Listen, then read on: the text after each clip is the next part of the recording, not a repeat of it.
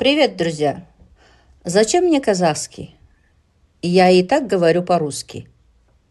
А если можно говорить на двух языках? Екі тіл, екі қанат. Два языка, два крыла. Қазақ тілі – жүрек. Русский язык – инструмент.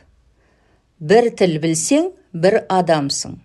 Екі тіл білсең, екі есе мүмкіндік. Тіл – язык. Екі тіл – два языка. Мүмкіндік, возможность, сенімділік, уверенность. Мен қазақша және орысша сөйлеймін. Я говорю на казахском и русском. Маған екі тіл көмектеседі. Мне помогает два языка.